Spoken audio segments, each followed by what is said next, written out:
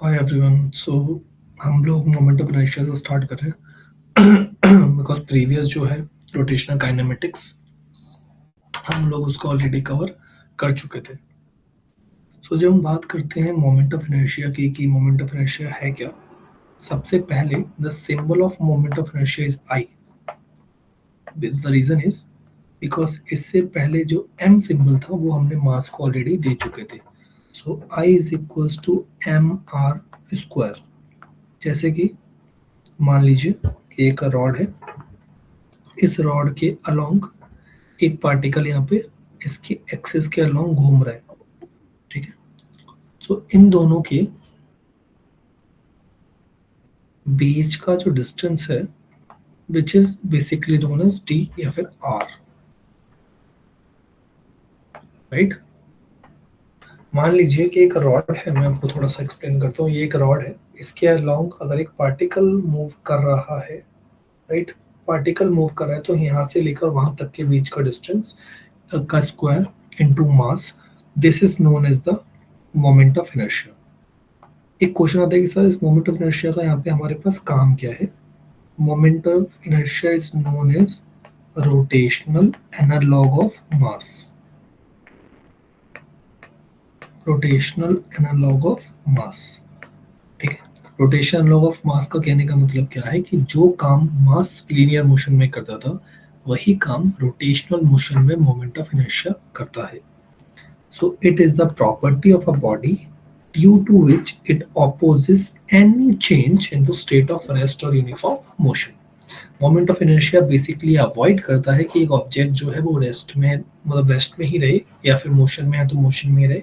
मतलब technically inertia का ये एक रेफरेंस पॉइंट है, फिर इनर्शिया का एक बड़ा भाई है जो रोटेशन में यूज किया जाता है। क्या मोमेंट ऑफ इनर्शिया सभी को क्लियर है? जो यूनिट होगी which is kg metre square, तो उसकी जो यूनिट है वो सिंपल अपन लोग निकाल सकते हैं, kg मीटर स्क्वायर। ब्रह्मो भूमिका खुशी एंड प्राची, क्या ये क्लियर है आप लोगों को? Yes sir. ठीक है। So rotation analog of mass is known as moment of inertia. Moment of inertia अगर मान लीजिए कि स्केलर क्वांटिटी है, तो स्केलर क्वांटिटी के लिए हम लोग क्या कर सकते हैं, अगर मल्टीपल ऑब्जेक्ट्स हैं तो आई हम कैसे निकालेंगे, m1 r1 square plus m2 r2 square plus m3 r3 square up to mn rn square. मतलब वहां पे जितने भी ऑब्जेक्ट होंगे आप सबका मोमेंट ऑफ इनर्शिया ऐड कर दीजिए, आपको मोमेंट ऑफ इनर्शिया मिल जाएगा। अगर अच्छा क्वेश्चन टीचर बनाना चाहे तो थोड़ा सा इंटीग्रेशन भी हम इसमें यूज कर सकते हैं। इंटीग्रेशन क्या होगा, integral of R square D M, जहां पे डी एम होगा चेंज इन मास। क्लियर? क्या होगा, चेंज इन मास। इसका डायमेंशन मैंने आपको बताया M L square T nought होगा, ऐसा unit K G metre per second square होगा। डिपेंड किन चीज़ों पे करेगा, पहला डिपेंड करेगा मास पे, दूसरा करेगा डिस्ट्रीब्यूशन ऑफ मास पे, एंड थर्ड डिपेंड करेगा एक्सिस ऑफ रोटेशन पे। First mass, second is distribution of mass and third one is axis of rotation. तीनों में से अगर एक भी चीज बदल रही है तो मोमेंट ऑफ इनर्शिया की वैल्यू चेंज होती रहेगी। एग्जांपल के तौर पे आपको बताता हूँ, ये रॉड है, इस रॉड को दो तरीके हैं। अगर आप यहाँ से घुमाओगे तो इसका मोमेंट ऑफ इनर्शिया का वैल्यू होगा एम एल स्क्वायर बाई 3। अगर आप यहाँ से एंड से घुमाओगे, मतलब ऐसे घुमाओ या फिर ऐसे घुमाओ, तो इसका होगा एम एल स्क्वायर बाई 12। तो बस एग्जाम्पल के तौर पे समझाने का जस्ट पॉइंट ये है कि moment of inertia axis of rotation पे भी डिपेंड करता है। क्या सभी को ये क्लियर है? Moment of inertia does not depend on angular velocity, angular acceleration, torque, angular momentum and rotational kinetic energy. इन पे मोमेंट ऑफ इनर्शिया डिपेंड नहीं करता।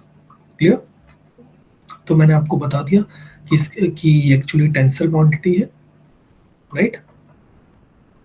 इन केस, ये क्वेश्चन बहुत पूछता है, in case of a hollow and solid body of same mass, radius and shape, moment of inertia of the hollow body is always greater than the solid body I mean। तो hollow का जो moment of inertia होगा वो हमेशा ज़्यादा होगा because हमारे पास ज्यादा तरीके हैं to distribute the mass we have. Is it fine guys? Moment of inertia सबको क्लियर है क्या? हाँ है ना, बोलिए। प्रमनूर, भूमिका, Yes, sir. ठीक है। अब हम बात करते हैं, प्राची आपको क्लियर हो रहा है? Yes, sir. अब हम बात करते हैं रेडियस ऑफ गायरेशन की। रेडियस ऑफ गायरेशन बहुत फैंसी वर्ड है टू बी ऑनेस्ट। अगर आप इसका नॉर्मल बात करेंगे, एक रेडियस ही होता है, कुछ अलग नहीं है, बस उन्होंने कंफ्यूज करने के लिए यूज किया। एक छोटा सा पॉइंट रेडियस ऑफ गायरेशन में मैं ऐड करना चाहता हूँ। Radius of gyration of a body about a given axis is the perpendicular distance. हमेशा सेंटर ऑफ मास से परपेंडिकुलर डिस्टेंस लीजिए, तो वही जो डिस्टेंस होगा वो रेडियस ऑफ गायरेशन होगा। सेंटर ऑफ मास से परपेंडिकुलर डिस्टेंस, ये याद रखना। भूमिका आपको क्लियर हो रहा है बेटा? Yes, sir. Centre of mass से परपेंडिकुलर डिस्टेंस, याद रखना ये चीज। अगर कभी भूल जाओ डेफिनेशन बनाने में तो याद रखना। अभी मैंने आपको क्या पढ़ाया था मोमेंट ऑफ इनर्शिया का formula Prabhu? I is equals to M R square, याद है? Yes, sir. R is equals to K guys, so I is equals to M K square. लिखने विखने के चक्कर में मत रहना, क्लास की रिकॉर्डिंग अभी आधे घंटे में आपके ग्रुप पे आ जाएगी, और ये जो नोट्स है वो उसकी पीडीएफ ग्रुप पे भेज दूंगा, केवल समझना अच्छे से। तो के का वैल्यू अपने पास क्या आ गया? Under root I over M. Clear? Yes और नो गाइस? Yes, sir. ठीक है। सो अगर इन केस मेरे पास मल्टीपल पार्टिकल्स हो, क्योंकि यार जरूरी नहीं है ना, मान लीजिए कि एक एसी का रिमोट मेरे पास रखा है, तो जरूरी नहीं है ना इसमें केवल एक ही पार्टिकल होगा, मल्टीपल पार्टिकल हो, 1 2 3 4। तो उस केस में हमारे पास रेडियस ऑफ गायरेशन का फॉर्मूला क्या आएगा? Under root R one square plus R two square plus R three square up to R N square divide by N. ये है for a system of particle. Is it clear? System of particles का मतलब है more than one particle. अगर एक particle है तो पीछे वाला फॉर्मूला यूज कीजिए under root I by N, और अगर मल्टीपल पार्टिकल है तो आप लोग फॉर्मूला यूज कर सकते हैं अंडर रूट आर वन का स्क्वायर प्लस आर टू का स्क्वायर प्लस आर थ्री का square up to R N का square divide by N. Clear? इसी फॉर्मूले को एक और लैंग्वेज में कैसे लिखते हैं? So radius of gyration of a body about a given axis is equals to root mean square distance। तो ये जो टर्म है ना, ये वाला जो टर्म है हमारे पास, इस टर्म को बोलते हैं रूट मीन स्क्वायर डिस्टेंस। कैसे? सबसे पहले रूट आ गया, मीन का मतलब एवरेज, मतलब R one plus R two square का मतलब ये, इस पूरे डिस्टेंस को हम लोग बोलते हैं। तो आपको अगर फॉर्मूला भी याद है तो आपको ये फैंसी नाम याद करने की जरूरत नहीं है। रेडियस ऑफ गायरेशन किस किस चीज़ों पे डिपेंड करता है? शेप पे डिपेंड करता है, साइज पे डिपेंड करता है, पोजीशन एंड कॉन्फ़िगरेशन पे डिपेंड करता है, एक्सिस ऑफ रोटेशन पे डिपेंड करता है, डिस्ट्रीब्यूशन ऑफ मास पे डिपेंड करता है। यहाँ पे दो चीज और ऐड होंगी, size of body and shape of the body. ये दो चीज यहाँ पे और ऐड हो रही है। मास पे कोई लेन देन नहीं है, it depends on distribution of mass. अगर आप यूनिफॉर्म डिस्ट्रीब्यूशन कर रहे हो तो रेडियस ऑफ गायरेशन की वैल्यू चेंज नहीं होगी। यूनिट है तो यूनिट इज मीटर। ठीक है, ये फॉर्मूला याद रखिएगा। For a given body inertia is constant whereas moment of inertia is variable. Variable क्यों होगा? क्योंकि अभी मैंने आपको बताया कि अगर आप इंटीग्रेशन से चाहेंगे तो इंटीग्रेशन से भी आप ये फॉर्मूला लगा सकते हैं, and integration is only applied for the variable quantities, it could not be applied to the constant quantities. क्या रेडियस ऑफ गायरेशन सबको क्लियर है? आया ना? Yes, sir. Bhumika and Prachi, Yes, sir. आपको ये वाला टॉपिक नहीं करना है, ना आपको ये वाला टॉपिक करना है। ये पहले हुआ करते थे, अब ये नहीं है।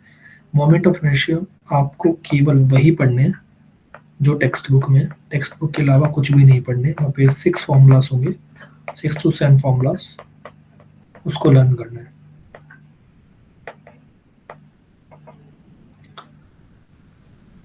जी, अब मैं थोड़ा सा आपको सिंबल्स के बारे में पढ़ाऊंगा।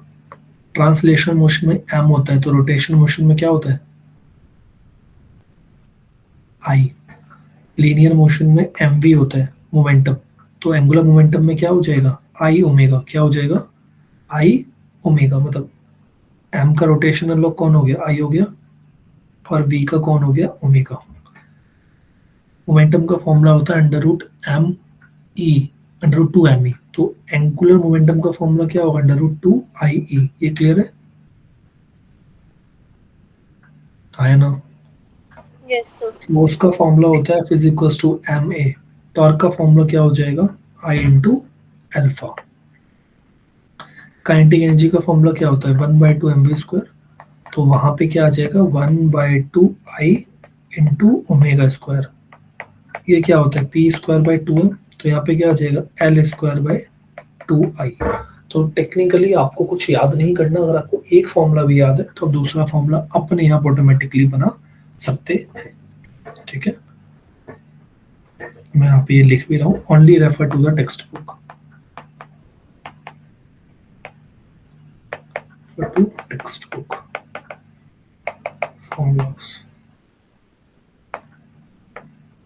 प्रमोद केवल वही लर्न कीजिएगा जो आपकी बुक में है 6 और 7, उसके अलावा कुछ लर्न करने की नीड नहीं है। उसके अलावा एक भी क्वेश्चन बाहर से नहीं आएगा।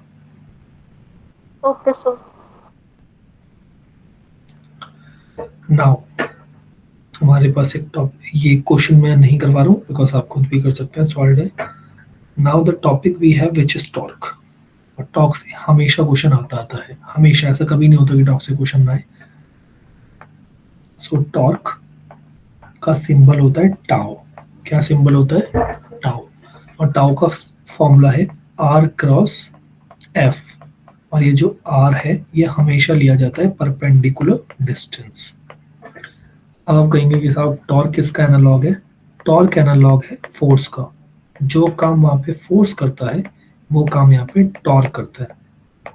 सो रोटेशन एनालॉग ऑफ फोर्स, इसके 2-3 नाम और हैं, rotating force end moment of force. Unit आपको समझ में आ गई होगी, यूनिट क्या होगी, न्यूटन मीटर, बिकॉज फोर्स की न्यूटन एंड डिस्टेंस की मीटर, राइट। सो समझिए,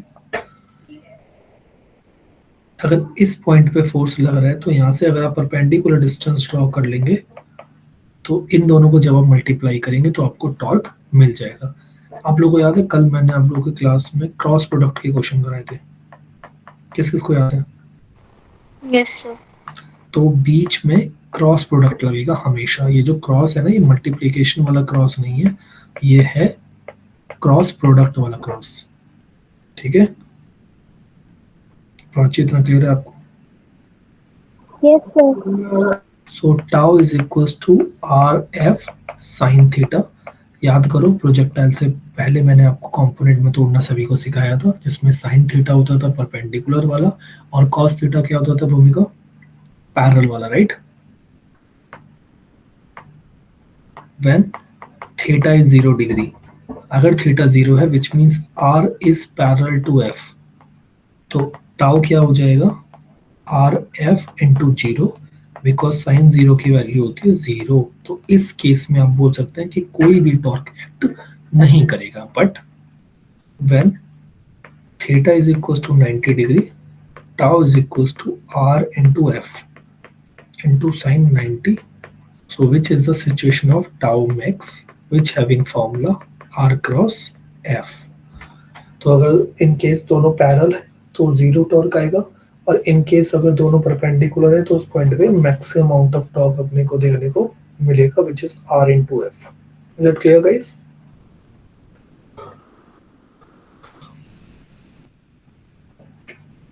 गाइस थम्स अप वगैरह करते हो, मुझे पता कैसे चलेगा कि आप लोगों को क्लियर हो रहा है नहीं हो रहा है। Yes, sir. प्राची एंड भूमिका आप लोगों को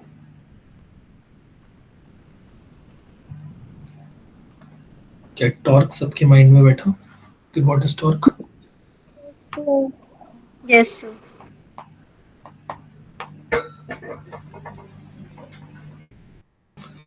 आई थिंक सभी के पास इसके हार्ड कॉपी नोट्स होंगे ना, मैंने दिए हैं ना हार्ड कॉपी।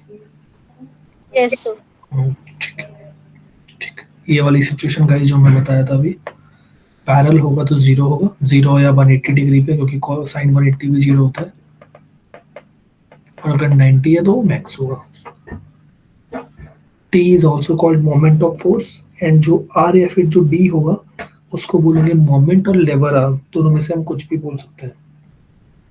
ठीक है, एग्जाम्पल लीजिए, आप गेट ओपन कर रहे हैं, आप कोई बॉटल घुमा रहे हैं, या फिर आप कोई भी एक चीज ओपन कर रहे हैं जिसमें रोटेटिंग फोर्स लग रहा है, सारे रोटेटिंग फोर्स को हम लोग टॉर्क के नाम से जानते हैं। सीजीएस में इसका यूनिट क्या होगा रणवीर? इट्स, डायन। वो फोर्स का होता है, ये टॉर्क है।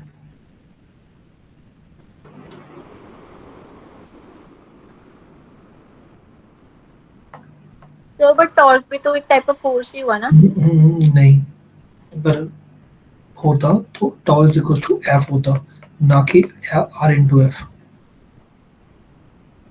समझे? सो इसका यूनिट क्या होगा, यस सर। न्यूटन मीटर या फिर डाइन सेंटीमीटर, याद रखिएगा। डायमेंशन याद रखिएगा, डायमेंशन आप आसानी से निकाल सकते हैं। मल्टीपल टॉर्क निकालना है तो tau one plus tau two plus tau three, right. Guys इस केस में अगर आप देखिए, इस केस में क्या होगा, एक ऐसे लगेगा और एक कैसा लग रहा होगा, ऐसा लग रहा होगा। So F one L one tau one F one L one is equals to F two L two is equals to zero. हम बोल सकते हैं tau one is equals to tau two. आप लोगों ने लॉज ऑफ मोशन में पढ़ा था कि एक टॉपिक हमारे पास होता है ट्रांसलेशनल इक्विलिब्रियम। सो ट्रांसलेशनल इक्विलिब्रियम हम क्या बोलते हैं, जब नेट फोर्स जीरो हो। सो रोटेशनल इक्विलिब्रियम में क्या होगा, when tau net is equals to zero. So whenever the net torque is equals to zero, the object will not rotate about its axis. Similarly, analogs चल रहे हैं guys, वहाँ पे हमने फोर्स नेट जीरो पढ़ा था, यहाँ पे हम टाउ नेट जीरो बोलते हैं। क्या सभी को यहाँ इतना क्लियर है क्या? हाँ है ना? Yes sir. ठीक है।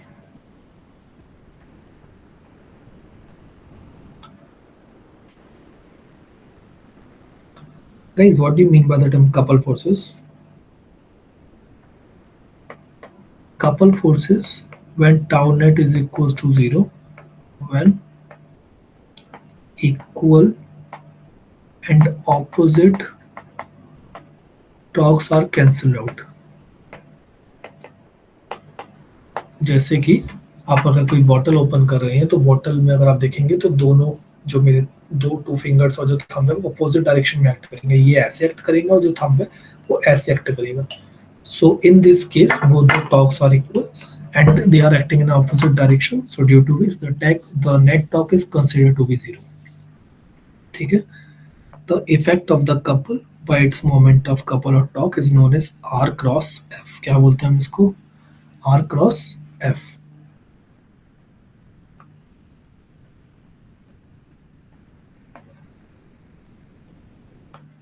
क्या कपल सबको क्लियर है? Yes sir. पक्का? गाइज मैं रिक्वेस्ट करूंगा ये चारों पॉइंट्स एक बार आप लोग पढ़ लीजिए, और कोई डाउट हो तो फटाफट से पूछिए। कपल में याद रखना नेट टॉर्क जीरो होता है, इसका मतलब ये नहीं है कि टॉर्क एक्ट नहीं करेगा, टॉर्क तो एक्ट करेगा, बट जो नेट टॉर्क होगा वो जीरो होगा। मैं आपको 2 मिनट दे रहा हूँ ये चारों पॉइंट्स पढ़ने के लिए, उसके बाद आप मुझे चारों पॉइंट्स एक्सप्लेन करेंगे।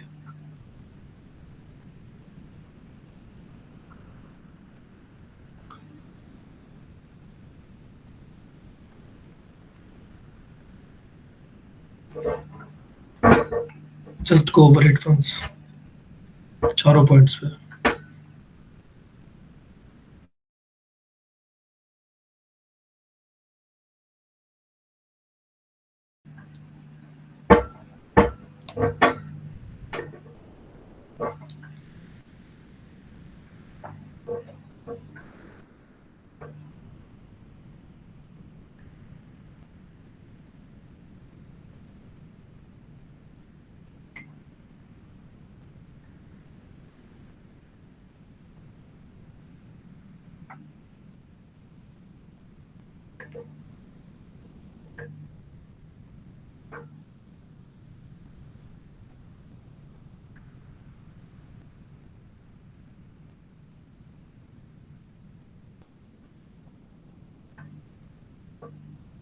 प्रज्ञोर, ये क्लियर है इतना आपको?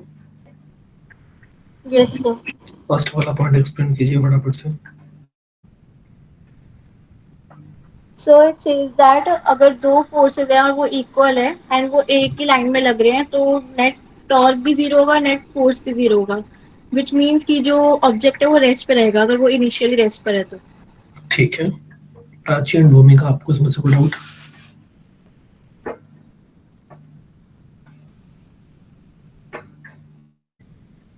प्राची एंड भूमिका, आपको इस टॉपिक में कोई डाउट है?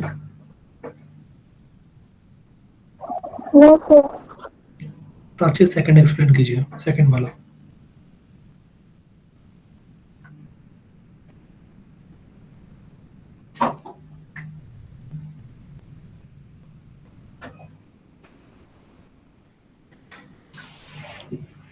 कीजिए, सेकंड वाला एक्सप्लेन कीजिए।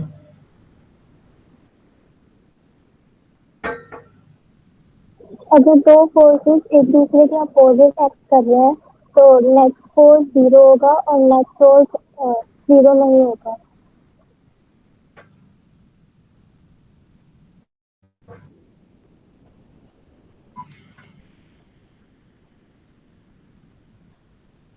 भूमिका, थर्ड वाला।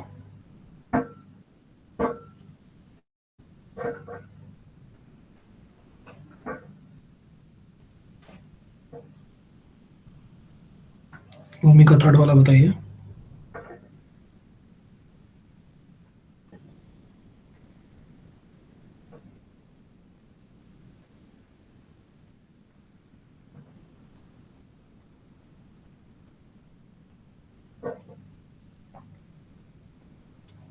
Now in third case, the forces are unequal and acts along the same line. अब जो हम फोर्सेस ले रहे थे वो इक्वल नहीं है, वो अनबैलेंस्ड फोर्सेस की बात अब हम कर रहे हैं। तो उस केस में क्या होगा, फोर्स तो जीरो नहीं हो सकता बट टॉर्क फिर भी जीरो हो सकता है, बिकॉज टॉर्क दो चीजों पे डिपेंड करता है, force and distance. Right, force तो जीरो नहीं हो सकता, ये तो अपने को पता है। तो इस केस में क्या होगा, स्लीपिंग होगा या फिर स्केडिंग होगा। ठीक है, फोर्थ सिचुएशन में फोर्स तो अनइक्वल है बट अब लाइन पे भी नहीं है, तो इस केस में ना तो एफ जीरो होगा ना तो टॉर्क जीरो होगा। सो इस केस में रोटेशन एंड ट्रांसलेशन बोथ होंगे। इसके बेसिस पे वो आपसे एमसीक्यूज ओरिएंटेड क्वेश्चन पूछ सकता है। ठीक है, इसको हम सॉल्व करते हैं। अगर आपको टाउ निकालना है, आई थिंक कल ही मैंने आपको ये सिखाया था, फटाफट से मुझे बताइए इन दोनों को क्रॉस करने पे क्या आएगा, क्योंकि टॉर्क क्रॉस प्रोडक्ट होता है।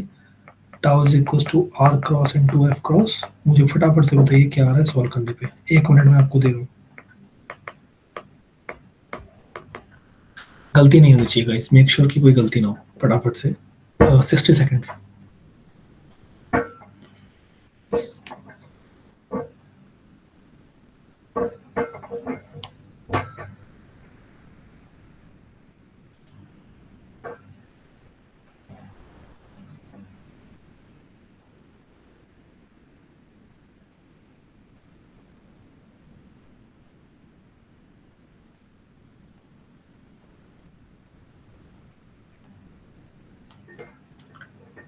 Forty seconds guys.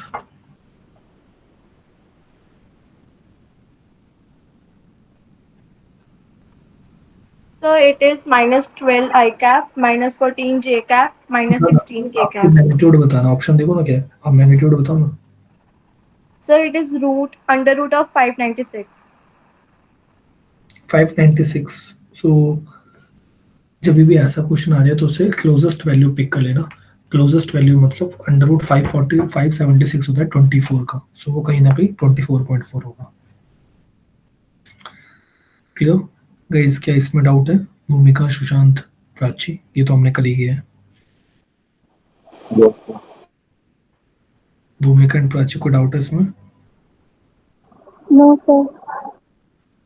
नाउ ये question, the resultant of the system in the figure is a force of 8 Newton. Obviously दोनों को ऐड करोगे तो the value of P R, यार पी आर कैसे निकालेंगे हम लोग, हमें तो नहीं पता। तो एक काम करते हैं, दोनों का जो टॉर्क है, इस दोनों टॉर्क जो है वो अपोजिट डायरेक्शन में होंगे, बिकॉज सेम डायरेक्शन में फोर्सेज है तो टॉर्क अपोजिट में होंगे हमेशा, मैंने आपको सिखाया था अभी। सो क्या आ जाएगा, हम बोल सकते हैं F1 D1 plus minus F2 D2 is equals to 0। बोल सकते हैं क्या? F1 कितना गिवन है 5 इंटू D1 कितना गिवन है नहीं पता, D1 is equals to F2 कितना गिवन है 3 इंटू D2 कितना गिवन है यार, D2 कितना गिवन है विच इज D2। तो हमारे पास D1 का वैल्यू क्या आ जाएगा, D1/D2 इज इक्वल्स टू 3/5। तो हम लोग बोल सकते हैं क्या, D1 is equals to 3/5 D2। Guys yes और no? Yes, sir. C. I mean third question. A horizontal heavy uniform bar of weight W is supported at its end by two men. At the instant one of the men lets go of his end of the rod, the other feels the force on his hand change to.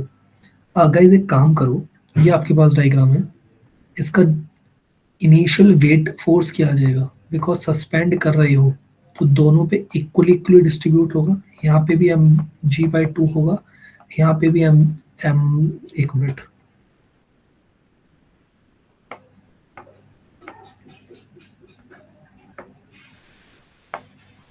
यहाँ पे भी अपने पास mg/2 होगा, right. तो अगर हम talk निकालेंगे, अभी मैंने आपको एक फॉर्मूला पढ़ाया था, F is equal to ma।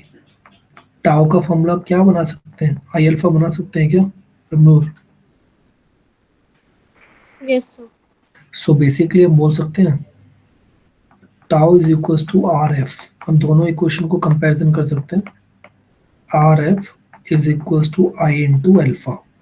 So R अपने पास, आई अपने पास क्या होता है रॉड का, ml²/3। आप लोग वैल्यू लर्न कर लेंगे तो आप लोगों को क्लियर हो जाएगा, ml²/3 इंटू अल्फा। आर अपने पास क्या है L/2 और एम फोर्स हमारे पास क्या है mg, बिकॉज पूरा डिस्टेंस L होगा। सो यहाँ से यहाँ तक का L/2, यहाँ से यहाँ तक का L/2। दोनों को आप कंपैरिजन कीजिए तो आपके पास अल्फा का वैल्यू आ जाएगा 3/2 GL, राइट। या फिर इसको आपको थोड़ा सा वैसा लगेगा, ये 3/2 GL। आप लोग को याद होगा जब मैंने आपको यूसीएम पढ़ाया था तो मैंने आपको बताया होगा लीनियर एसिलेशन निकालने का फॉर्मूला है अल्फा इंटू आर। तो ये क्या हो जाएगा 3g/4 और आर की वैल्यू में हम क्या डाल देंगे यहाँ पे L/2। सुशांत इतना क्लियर है क्या? तो अब वो सस्पेंड भी कर रहा है, तो सस्पेंड केस में डाउनवर्ड फोर्स ज्यादा होगा, mg minus F is equal to M. आप ए का वैल्यू डाल दीजिए, आपको फोर्स देखने को मिल जाएगा। ये वो क्वेश्चन है इसमें मल्टीपल कॉन्सेप्ट्स यूज हो रहे हैं।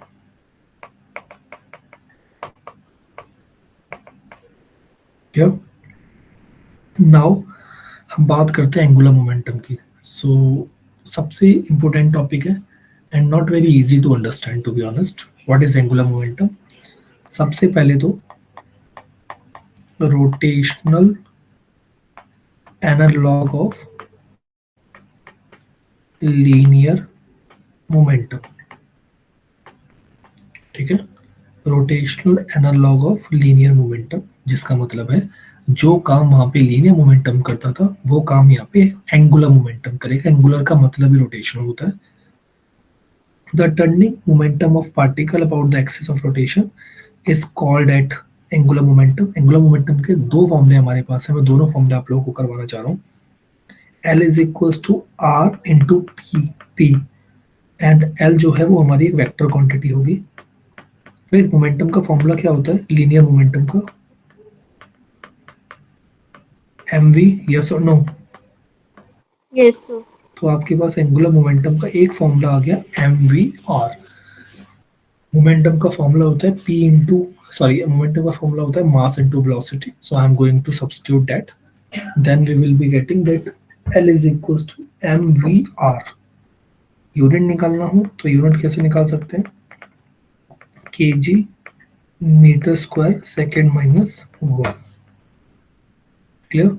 और हाँ एक चीज, अगर एंगल के टर्म्स में पूछा हो सो वो हमेशा आप निकालेंगे L is equal to R P sine theta. Again दो सिचुएशन बन जाएंगी, व्हेन थीटा इज 0 डिग्री और 180 डिग्री। एल क्या हो जाएगा प्रमनूर? 0। अभी हमने डिस्कशन किया था टॉक के केसेस में, when theta is 90 degree Prachi, L की वैल्यू क्या हो जाएगी?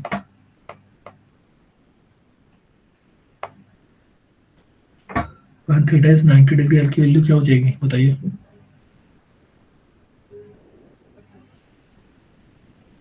RP, because sign 90 is 1।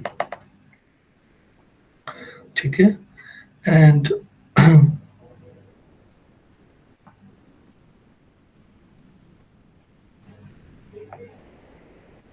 Angular momentum का और लीनियर मोमेंटम का आपस में कोई लेने देना नहीं है, दोनों बहुत अलग है, तो प्लीज उनको आपस में कनेक्ट मत कीजिएगा। हम जस्ट एक फॉर्मूला है, बट उनका आपस में कोई लेना देना नहीं है। ये सोचिए कि एक पैरेलल यूनिवर्स की थ्योरी है, जहाँ पे आइंस्टाइन अलग रिसर्च कर रहे हैं, न्यूटन अलग रिसर्च कर रहे हैं, तो उनका आपस में कोई कनेक्टिविटी नहीं है।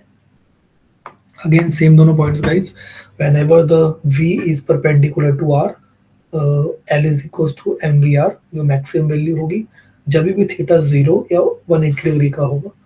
जब मैं एंटी पैरेलल बोल रहा हूँ तो एंटी पैरेलल का मतलब 180 डिग्री, उस केस में आपका एंगुलर मोमेंटम का वैल्यू 0 होगा। क्या इतना क्लियर है आपको? हमारे पास एक और फॉर्मूला है, अभी हम लोगों ने पढ़ा L is equals to mvr, right Sushant? क्या हम लोग v is equals to r omega बोल सकते हैं Prabhnoor? Yes, sir. So L is equals to m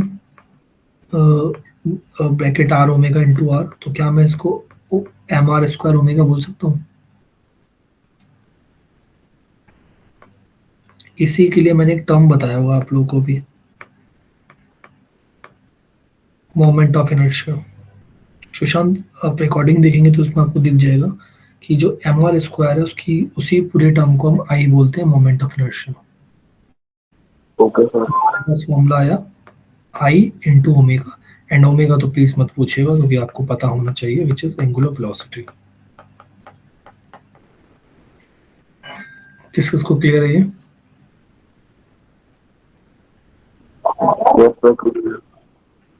ठीक है, प्राची आपको?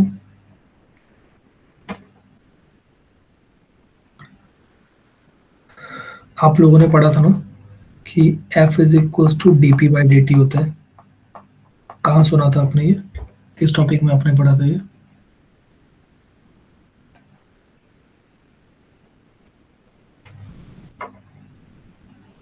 कहाँ पढ़ा था प्रशांत बताइए?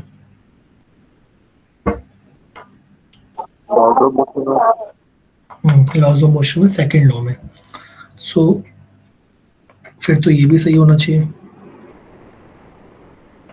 Torque is equals to D L by D T. एक बार ड्राइव करके देखते हैं कि ऐसा आता है कि नहीं आता है।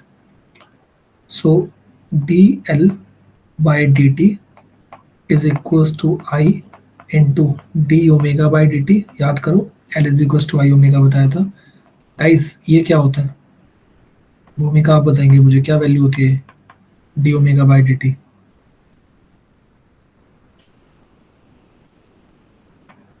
Prabhnoor? So angular acceleration. Yes, which is alpha. और क्या यही टॉर्क होता है? So D L by D T is equals to tau. तो ये फॉर्मूला वहां पर भी यूज हो सकता है, हो रहा है।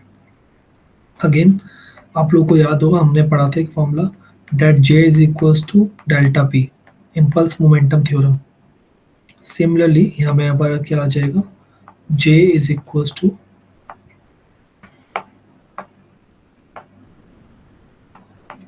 tau average into del t, so that is also equals to change in angular momentum. so angular impulse मतलब सब कुछ सेम है, बस एनालॉग्स बदलेंगे, कुछ भी अलग नहीं है, राइट? सो अगर आपको मल्टीपल निकालना हो it would be L1 plus L2 plus L3 up to Ln। और आपने हम प्रीटी श्योर कि स्ट्रक्चर ऑफ एटम में बॉर्ड्स का ऑर्बिट में ये जरूर पढ़ा होगा कि angular momentum is equals to NH by 2 pi. तो यहाँ पे जो n है वो हमारे पास इंटीजर होता है।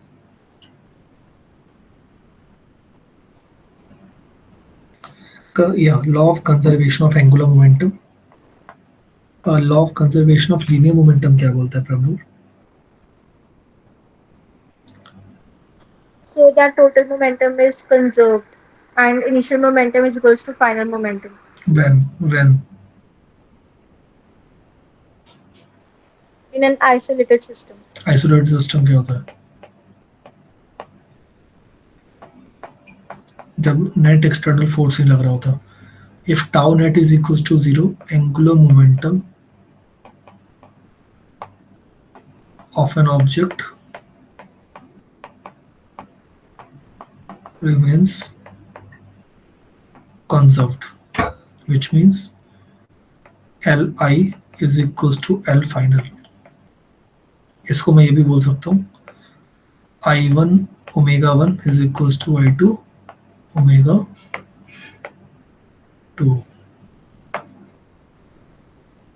क्लियर हुआ? पर ये कब होगा? जब initial torque, जब net torque is zero. So whenever the net torque is zero, we can say that angular momentum remains conserved. Guys I am expecting कि आपको इसमें प्रॉब्लम नहीं है. अगर आपको प्रॉब्लम है तो बिंदास होकर पूछ सकते हैं. मैं बार बार आप लोगों से ये चीज़ पूछ रहा हूँ. मैं आपसे रिक्वेस्ट करूँ, ये जो इसके 5 केसेस हैं फटाफट से एक बार पढ़ लीजिए. ये एक्सप्लेन करेंगे प्रभनूर आप, सेकंड वाला एक्सप्लेन करेंगे सुशांत आप, भूमिका ये आप करेंगे, फोर्थ करेंगे प्राची आप, एंड सिक्स्थ करेंगे खुशी आप. अब सबके पास इसके हार्ड कॉपी नोट्स भी हैं तो आप वहाँ से भी रेफरेंस ले सकते हैं. 2 मिनट आप लोग के पास हैं, आप लोग इसको यूटिलाइज कर सकते हैं. लिखने की जरूरत नहीं है, क्लासेस रिकॉर्ड हो रही है, पूरी रिकॉर्डिंग आपके पास आ जाएगी ये नोट्स के पीडीएफ पे. 2 मिनट आप लोग के पास.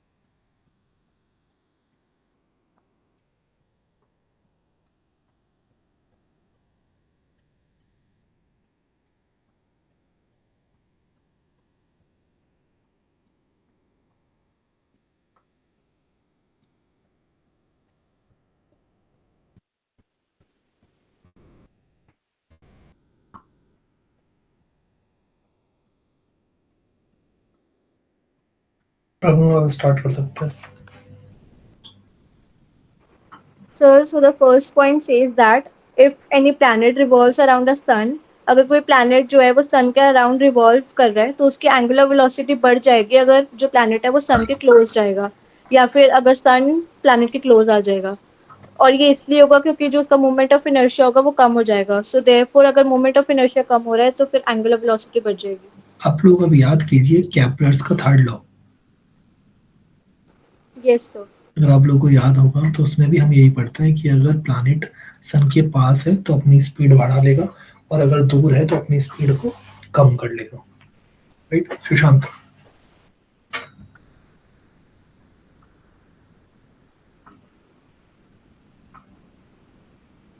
सुशांत आप एक्सप्लेन कर सकते हैं.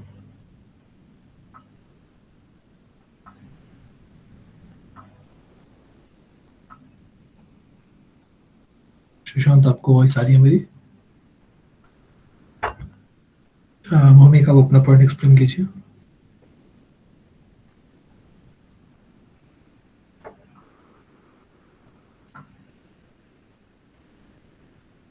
भूमिका आपकी वॉइस मुझे नहीं आ रही है, आई थिंक किसी को भी नहीं आ रही होगी।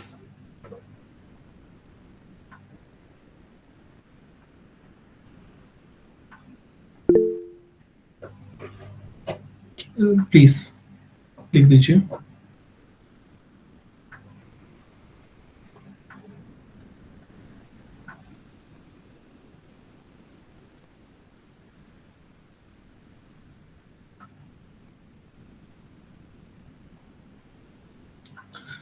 प्राची, आप अपना पॉइंट एक्सप्लेन करेंगे।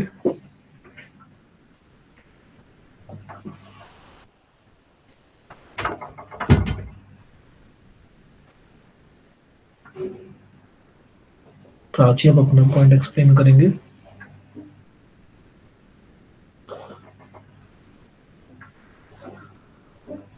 चलिए, so the second point is a circus acrobat performs feat involving spin. Guys, I don't know कि आप लोगों ने कभी क्लासिकल डांस देखा है कि नहीं। भरतनाट्यम हो गया, कथक हो गया, कुचिपुड़ी हो गया, तो उसमें जो डांसर्स होते हैं जब टर्न ले रहे होते हैं, आपने देखा होगा जब वो टर्न लेते हैं तो अपने हाथ को क्लोज कर लेते हैं। द रीजन इज क्योंकि अगर अपने हाथ को क्लोज कर लोगे तो आपकी जो एंगुलर वेलोसिटी है वो बढ़ जाएगी, क्योंकि आपका मोमेंट ऑफ इनर्शिया कम हो गया, राइट। और जैसे ही उन्हें जब रुकना होता है, इसका सबसे अच्छा एग्जांपल मैं आपको बताऊं, आपको कुछ नहीं करना, घूमने वाली कुर्सी लो, उस पर बैठो, हाथ क्लोज करके बैठो, उसे बहुत तेज स्पीड में घुमाओ, ठीक है। अगर आप बच गए और अगर आप नहीं गिरे तो अपने हैंड ओपन कीजिएगा, आपकी जो स्पीड है वो ऑब्वियसली खुद ब खुद कम हो जाएगी। So it's also based on the law of conservation of angular moment, right. So वही सेकेंड पॉइंट था। थर्ड पॉइंट मैं भी एक्सप्लेन कर देता हूँ। A person carrying heavy weight in his hands and standing on a rotating platform can change the speed. बिल्कुल same चीज है कि जब आप अपने हाथ को फोल्ड करोगे तो जो एंगुलर स्पीड है वो बढ़ जाएगी, जब आप अपने हाथ को खोलोगे तो एंगुलर स्पीड कम हो जाएगी।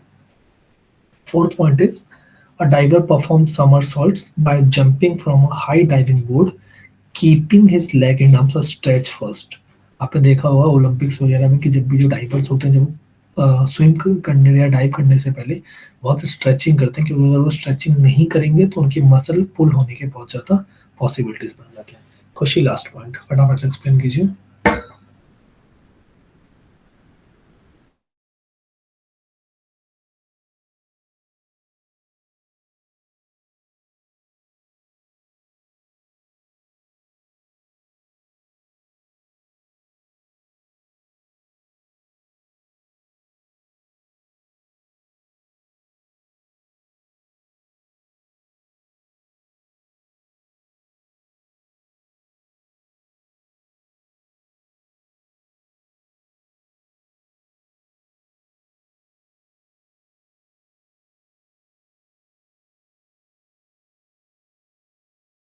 जी, खुशी एक्सप्लेन कर दिया आपने।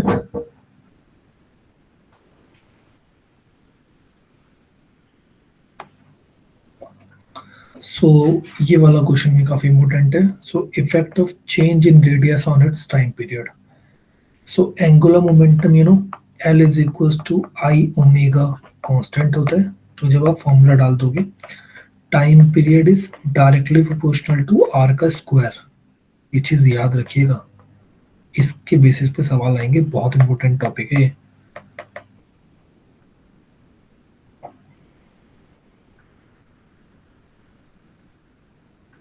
प्राची, आपको क्लियर हुआ ये?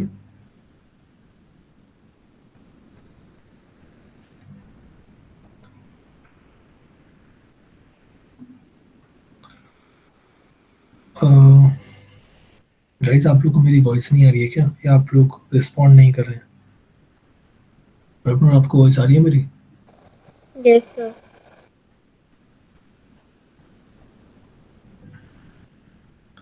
या so work, energy and power for rotating body. Questions मैं ड्रॉप कर रहा हूँ या अभी नहीं करवा रहा हूँ, बिकॉज आपको ये खुद करने हैं, ठीक है। उसके बाद हम डिस्कशन करेंगे वर्क, पावर एंड एनर्जी। जैसे कि हम लोगों ने पढ़ा था, हम सब ने पढ़ा है कि F work done is equal to integration of F D R या फिर डी एक्स, जो भी आप लेना चाहो। सिंपलली रोटेशनल वर्क डन आपके पास क्या होगा, टाउ इनटू में D theta. So the energy which a body has a virtue to which a body has a virtue to warp its rotational motion called rotational kinetic energy। Similarly same formula निकल के आएगा, वहां पे formula क्या होता था 1/2 mv², तो यहाँ पे फॉर्मूला क्या हो जाएगा 1/2 I⍵²। क्या मैं इसको ये लिख सकता हूँ 1/2 mv × v, क्या मैं इसको p बोल सकता हूँ? सो हमारे पास एक और फॉर्मूला आ गया 1/2 L⍵। तो आपको जस्ट एक कोई फॉर्मूला याद करना है, उससे दूसरा फॉर्मूला इजीली बना सकते हैं। पावर का फॉर्मूला आप लोग याद करो, एक पावर का फॉर्मूला आप लोग के पास आता है फोर्स इनटू वेलोसिटी। सब याद है आपको? Yes sir. तो रोटेशनल पावर का क्या हो जाएगा tau into omega. Trust me, बहुत इजी चैप्टर है बिकॉज सेम एनालॉग्स यूज हो रहे हैं, आपको कुछ नया फॉर्मूला नहीं पढ़ना है। अगर आपको प्रीवियस फॉर्मूले याद है तो आपका आसानी से चैप्टर बन सकता है।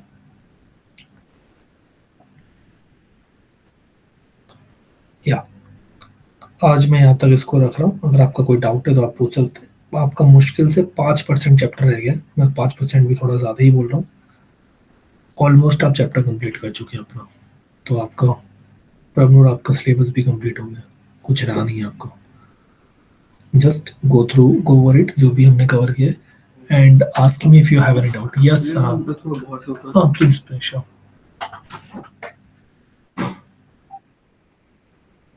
डी आर और आर थीटा का मतलब क्या है उधर? ओके,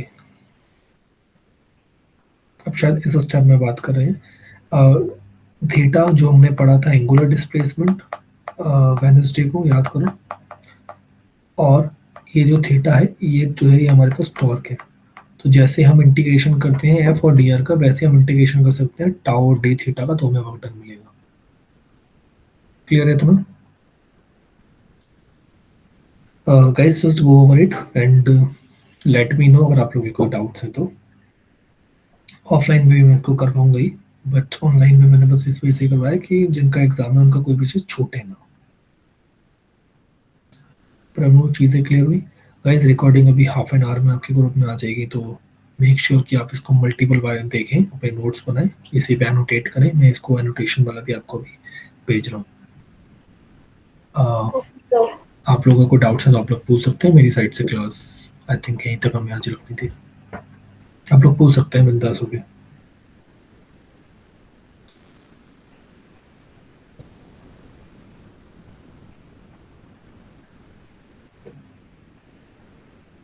प्रमोर आज शाम को आप आ सकते हैं 8 to 9। Yes sir. ठीक है, शाम को बैठते हैं।